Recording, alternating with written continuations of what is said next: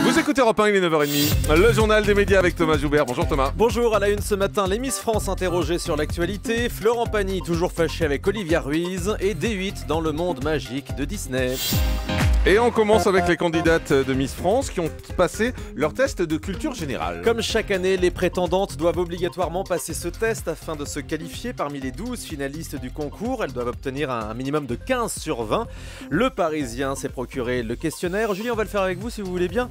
Alors, première question, qui présente le grand journal? C'est une des questions posées à Miss France. Réponse de Julie. Antoine Decaune. Que célèbre-t-on le 11 novembre? L'armistice. Bonne réponse. Citez les 5 continents.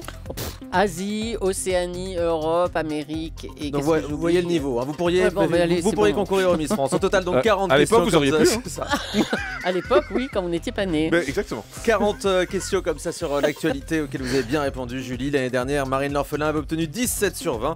Par ailleurs, la société Miss France peaufine actuellement son jury. Outre Jean-Pierre Pernaut, on retrouvera également l'humoriste Titoff. Florent Pagny s'explique sur sa brouille avec Olivia Ruiz. Le jury de The Voice déclarait récemment qu'il n'aimait pas Olivia Ruiz et qu'elle le lui rendait bien. Dans les colonnes de gala cette semaine, il en dit plus. Florent Pagny déclare: depuis le début, cette gamine me prend pour un idiot.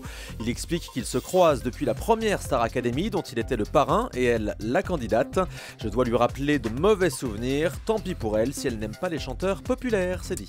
Un invité annule sa participation au grand journal de Canal+ en dernière minute. C'était avant-hier, avant le match de foot France-Ukraine. Antoine Decaune devait recevoir sur son plateau le journaliste de RMC, Daniel Riolo, spécialiste du foot. Mais selon le site Pure Média, ce dernier s'est rétracté 15 minutes avant le début de l'émission sur ordre de sa direction.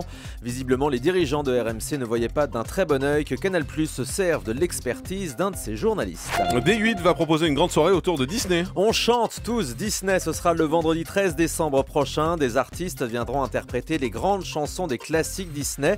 Comme sur l'album qui sortira dans quelques jours, on retrouvera Emmanuel Moir, Zao, Jennifer, Elodie Frégé ou encore Joyce Jonathan. En revanche, aucun animateur n'est annoncé pour le moment.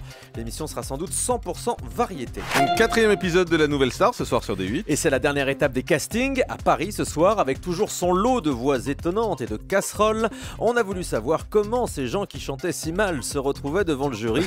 Le producteur artistique de Nouvelle Star, Laurent Marquier, répond au micro européen de Romain Ambro.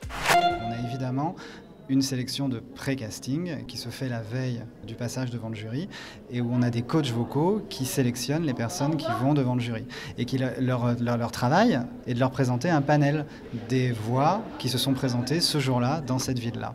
Et le jury voit une 60aine de personnes par jour. À partir du moment où on n'a pas de casting, où on n'a pas de sélection, se présente qui a envie de se présenter. Donc il y a des gens qui en effet ne chantent pas très bien et qui se retrouvent devant le jury.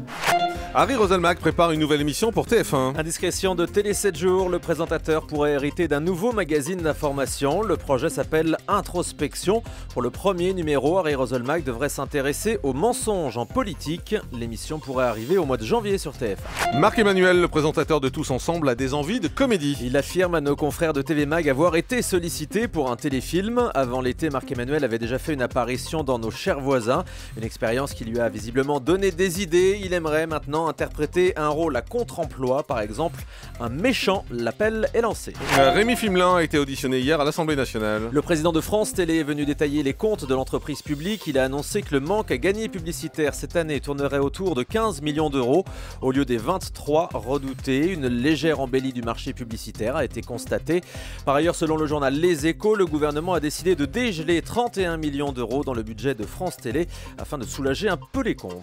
Jean-Marie Messier, ancien président de Vivendi Universal, devant la justice. Hier, le ministère public a requis une peine de 20 mois de prison avec sursis et 150 000 euros d'amende. L'avocat général demande que Jean-Marie Messier soit déclaré coupable d'abus de biens sociaux.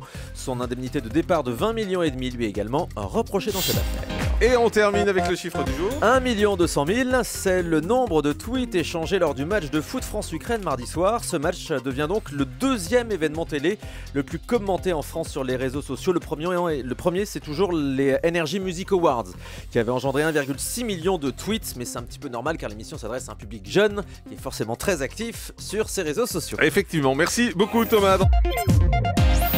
Europe 1.